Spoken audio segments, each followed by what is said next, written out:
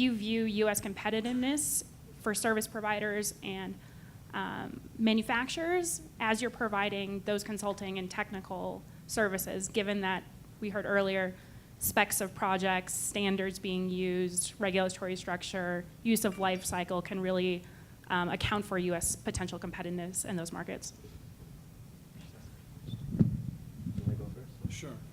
I'll just say, I think both U.S. suppliers and U.S. manufacturers are competitive. Generally, when in the transmission space, these are significant, high-priced investments, and the consulting and technical assistance and planning services are, and even the capital equipment, other than the large-scale transmission, is relatively a small portion of the total investment and a small portion of the total impact.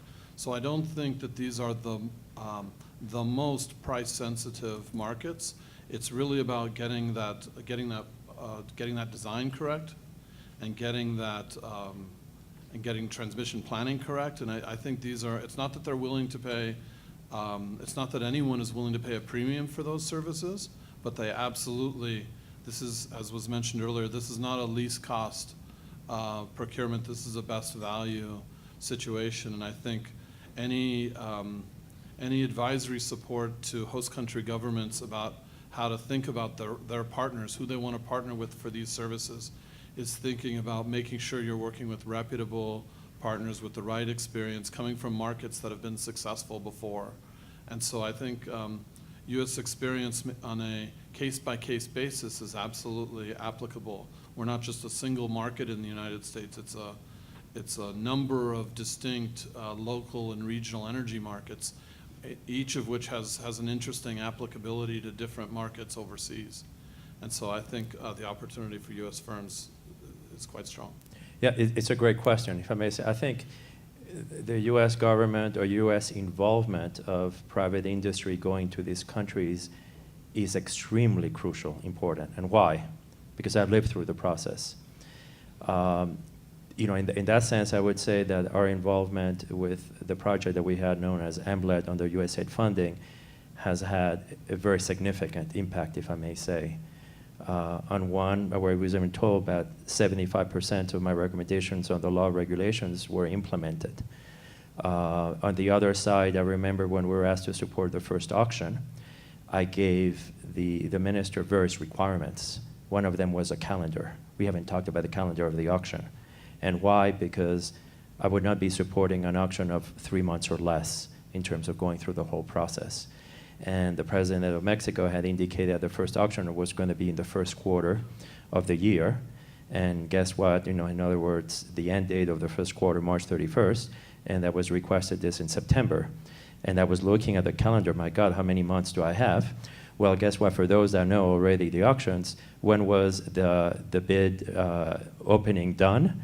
It was on March 31st. So, and they met various requirements. So I would say the U.S. involvement, U.S. industry, I know for Latin America, Mexico perhaps more than other countries, I would say that I've worked around the world, looks at the United States. So Mexico is really, in the, by the way, Mexico is part of North America, for those that do not know. So in that sense, there are a lot of the U.S. utilities. I know we supported NREL. I know they're present here. NREL had a big role as well, very big in Mexico as well, in exchanging U.S. experience in terms of the models. With Mexico, we have as well. There's continuous study tours. California and Texas have been big ones. So definitely, I would encourage as much having this dialogue, of U.S. in terms of how our market works, what are the basic requirements, as you look at other countries, particularly if you go to Africa and Asia. Great, thank you. One more question here, Ethan. Well, actually, sorry, my question someone already asked, but I wish I'd follow up on Pablo's question. I mean, I guess the first thing is it's great that developers are saying that they can do a $20 wind or solar project, but have you ever met a manufacturer who says they can supply the equipment at that price? Because I haven't. And then the second is, was this fundamentally, in retrospect, was there something about this auction that could have been designed better to avoid the situation we're in? We've seen many examples around the world already of underbidding that's taken place. This wasn't new that we knew that this could happen, Was there something in retrospect might have been done better on the policymaking to avoid this? Yeah, two great questions. Yeah, regarding the underbidding, absolutely. Actually, I was involved in California with a renewable auction mechanism. And I remember that this company that won on the RAM then was looking desperately for a supplier of solar panels. And the one even established in Mexico said, sorry, you're going to have to go to China or elsewhere, how to deal with that. How I'm addressing some of these issues, actually, that was mentioned before, was technical standards to be included, and this is actually where I'm involved in the future auctions, for Mexico. Regarding the prices, guess what? I mean, you all know about Enel, right? And guess what? Enel, that won a huge amount in the first auction. For the third auction, they sold, their assets to get the financing for the third auction, where they bid, guess what, at even at lower prices. But the agreement is, again, where basically they went to get financiers, to get, for the projects in the first, they still have the responsibility for the operation and management, of those projects, but they've gone to the financing outside. So I would say yes. Interesting enough, I always raise that question, to the investors and developers about the prices we're getting and how much lower. But they themselves says, well, we have ways. We also look at worldwide, we have an oversupply, especially in Europe, of solar panels. So here the Germans are also, winning. So it's an issue of supply demand and the timing. And it does not mean that we're going to keep getting those prices. As I said, I don't think we're going to be getting those prices in the future.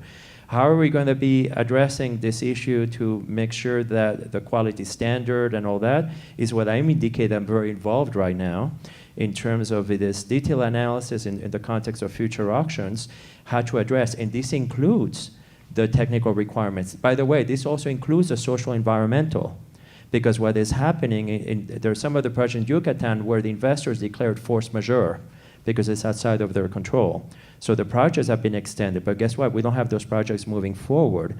So you need to address all these other issues, and the more you address these issues, the lower you can get prices in terms of in the market.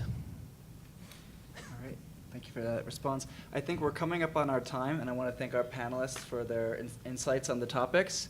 It sounds like it is a very competitive market where there is good regulation and good banking sectors. So obviously there's strategic investments to be made in many markets, but there's also many opportunities, not just to build the projects, but to support all the different services, whether it's on the policy, the legal, the technical, and other areas, and I'm sure they'd all be happy to follow up after. So thank you. Let's thank our panelists. Thank you. I'm originally from Cuba. Oh, great. I'm Cuban. Oh my God, it's a disaster. I'm sorry. It's a disaster. Yes. Okay, thank you so much again to our panel. That was a fantastic discussion, and I think providing a lot of ideas and thoughts for us to continue discussing in our networking breaks and other sessions. So now, having heard and discussed the market opportunities for U.S. suppliers of wind, solar, smart grid, and energy storage technologies, equipment, as well as the opportunities for U.S. firms that provide technical and financial services to help countries enhance the enabling environment for renewable energy and smart grid development, we're going to move now into market-specific breakout discussions, which provide a really nice opportunity for deeper interaction and networking with other companies and partners and colleagues that are working in the markets that you are particularly interested in. So we're going to have two concurrent breakout sessions, one starting in just a moment. They're right next door in the, right next door, that way, in the next room. And these 3 o'clock sessions are technology specific. So you'll see in the next room 3 groups of chairs, one for wind technologies, one for solar technologies, and one for smart grid and energy storage technologies. So as soon as we break, move into those discussion groups that are of most interest to you. And in each of those groups, we will have lead discussants and moderators who will both share and then draw out all of your insights and experiences related to emerging opportunities for expanding U.S. business and sales in those particular markets, including talking more about some of these key competitiveness challenges and export strategies and approaches. So we'll have roughly about 45 minutes for this first technology-specific market discussion. And then our team will come around and let you know when it's right about 3:45, and we'll take a coffee and networking break from 3:45 to 4 o'clock. Then we'll point you back into that room at about 4 o'clock for our second round of concurrent market-specific breakout discussions, this time focused on particular regions. So you'll see the 3 groups of chairs, but now with indications for the Asia region, Africa region, and Latin America region. So at 4 o'clock, move into those regional breakout discussions that are of most aligned with your interests. And we'll again have 45 minutes with some really expert lead discussants and moderators drawing out, again, your insights and really facilitating an interactive networking discussion related to opportunities in those markets.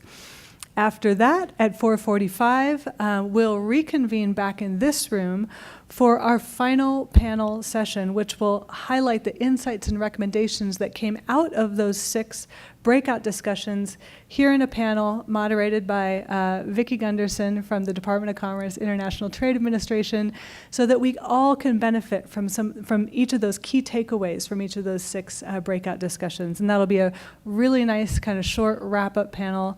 And then we will move into some final remarks and a very nice networking reception after we adjourn today at 5:30. So that's our plan.